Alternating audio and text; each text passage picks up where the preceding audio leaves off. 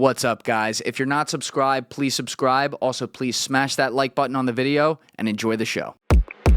Ufology itself is inherently, involuntarily, a religious type, no pun intended, phenomenon, because you are talking about something that, if discovered or if known, could unhatch questions about the very meaning of life, which is what the global religions do in their own way. And you even have that overlapping in the ufology. You got these holy UFO people and shit too. I've had some in here as well who talk about that. And it's like, okay, I don't know.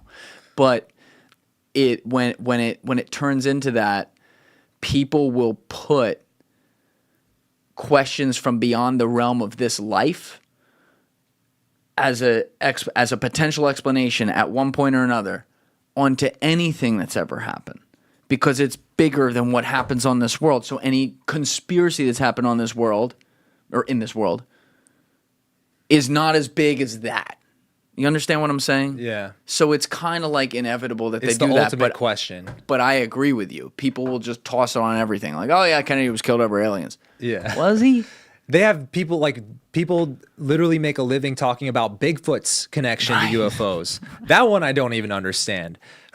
But it's like, okay, they want to take credit over everything. Yeah. You know? Yeah, and I agree with you. I appreciate your healthy skepticism, because I think you have to be careful with that. But you also made a pretty in-depth video on the Great Pyramid of Giza. Oh, yeah. And I know this is something you look at a lot. So I've had Matt LaCroix in here a couple different times, like for 4 total episodes. I've had Luke Caverns in here for a couple episodes. There's some other guys we're looking to bring in here. Obviously, they've talked about it in some great depth. They fall on different ends of it, and talking about LaCroix and Caverns. But, you know, this is one of those I just think it's cool. Like, I'm very ambivalent about it. I have no idea. I'm the farthest thing from a historian on it. But for people out there who need to be caught up on the Great Pyramid of Giza and what the narratives are, obviously many of you have heard this before, but can we just start there with the basics and then get to what you've discovered on this? Yeah. So, I mean, the Pyramid of Giza, I mean, in a cut down version of the video, it took me 23 minutes, so we can give this a try, sure. Right? I don't necessarily know the conclusions to draw out of it, because a lot of people have some really out there theories. In my video, I did put out one that was pretty out there, and I did catch a little bit of flack from it in the comments. What was that? It was an experiment that a guy named Joe Parr did.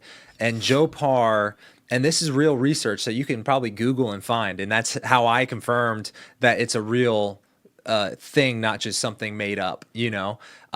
There was a real guy named Joe Parr, has since been deceased, but he spent like a decade or two studying the Great Pyramid, and he believed that the pyramid had an energy field around it, and he thought it had to do with the geometry of the pyramid shape. And before I even talk about this in the video, that's where I talk about all the insane numbers around the geometry and the construction of the pyramid, which we can definitely get to. But he was able to actually measure a low level field of some sort. What does around. he mean by field? Like electromagnetic field, you know. I don't necessarily know what he meant, but some type of, like, if you have like those electromagnetic meters or whatever, you could detect different fields. Sure. You know. Okay.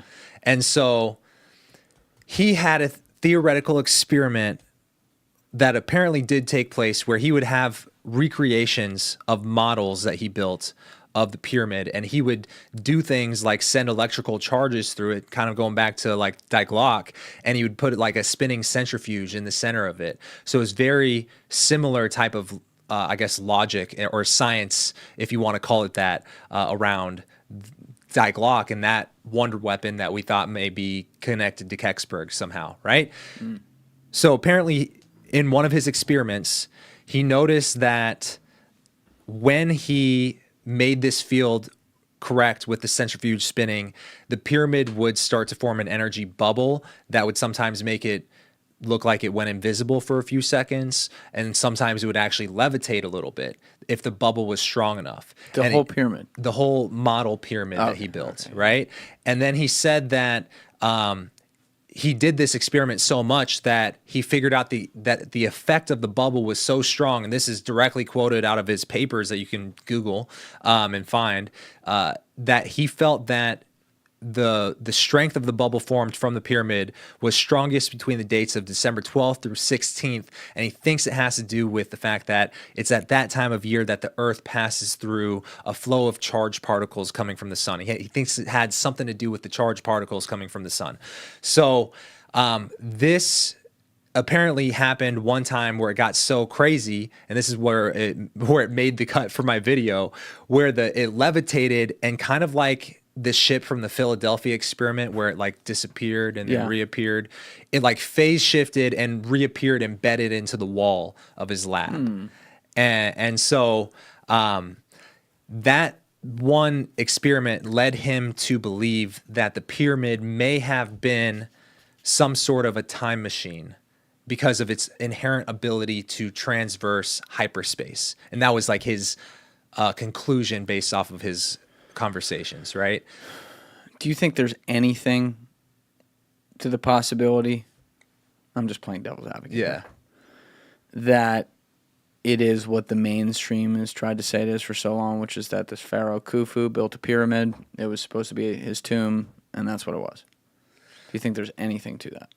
I don't. Because one of the things that a lot of people don't really know about the pyramid is that the official narrative is that the pyramids were built as tombs, but we've never found a mummy in any of the great pyramids of Giza, those three pyramids. To my knowledge, some people say that pyramids have been found in, or like mummies have been found in other pyramids, like throughout Egypt. But a lot of those pyramids are copycat pyramids that were built far after the Great Pyramid. And the crazy thing about the Great Pyramid is that, and the two ones surrounding it, is that those are the original pyramids. But there's hundreds of pyramids in Egypt. Yeah. Most of them were built hundreds, if not thousands of years later, and most of them have crumbled to time. You know, they are no longer standing. They're nowhere near as architecturally sound. And the pyramid itself, you know, they're withstanding the test of time. By the way, when you look into just the measurements of how large the pyramid is, it's kind of mind-blowing, but it's also mind-blowing to realize that the stones are not held in place with any mortar or concrete or anything. They are held in place literally using just their own weight, and they've, using nothing but their own weight, withstood the test of thousands of years. The original narrative is that, you know, they were built in 4500 BC by the pharaoh Khufu, right? And the Sphinx was theoretically built after that to guard the Great Pyramid. The Sphinx was theoretically built by the son of Khufu, Khafre, right? Yeah. And so we all know about, I'm not sure if your viewers know, but I'm sure that you've probably heard of Robert Schoch and John Anthony West, and their research around the Sphinx being, you know, much older than just 4,000 years. And what did they say what the alleged use case was for it? They said that first off, they said the Sphinx was just erected to protect the pyramids. It was like a symbolism. Yeah, right. Yeah. And so it was built by the sun, and then the sun also apparently built one of the smaller pyramids of the three that are the Great Pyramids, right? So the son said that he was put in one of the tombs. The father was put in the Great Pyramid, but no mummies have been found in any of these pyramids. In fact, unlike pretty much anywhere else in Egypt, there's not even been hieroglyphs found inside of the Great Pyramid. And most people don't know that. And the only reason we think that the Great Pyramid was once the tomb of Khufu was because his name was written on the walls inside the Great Pyramid, but it wasn't inscribed like regular hieroglyphs. It was painted with red paint. Who knows when that red paint was put there? Because it wasn't carved into the walls, so we know for a fact it wasn't put there at the time that it was built. Right. So was it put there right after, or potentially hundreds, if not thousands of years later by someone who's writing graffiti on the walls? You know, and for me, like, if I go and tag the side of your fucking apartment building, does that mean I fucking built it? No. Exactly. So, for all we know, Khufu might have found the pyramid and put his name on the walls, right? And so That's possible. That's where a lot of people, and there's also the idea that maybe the Sphinx itself was once a lion and it was carved down to the head because the head is not proportional to the rest of the body, right? And so we definitely know it was carved down from something, especially looking at the erosion patterns. Who would have carved it down? Khufu or Khafre? The sun. So Okay, Khafre. we might be getting these names mixed up Khufu's back and forth, but I think it's the father. Khafre. Khafre is the Sphinx. Yeah, Khufu is let's the check pyramid. Lassie. Don't trust me on that. Yeah. Christ.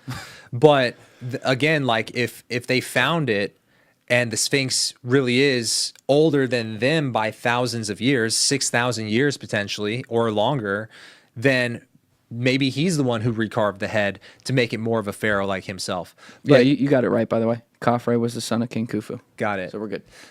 But that's the other thing, and this kind of ties into the Sphinx, why the Sphinx is so mysterious, because when they were studying the geometry of the face of the Sphinx, one, the two sides are perfectly symmetrical. Most faces have a little bit of imbalance in the face of people. Like most people's faces are not Oh, right, perfectly yes. symmetrical, Yeah. right? And so there have been statues found of the actual Khafre, and they've compared the faces, and most notably they compared like line angles between like what is the angle from the eye to the edge of the lips, or like from the tip of the nose to the chin, and those types of angles. And you see that the face of the Sphinx is distinctly got more pronounced jaw, like the angle's a lot steeper. Thank you for watching the video, guys. If you haven't already subscribed, please smash that subscribe button and check out this clip's full podcast episode by clicking here or in the description below.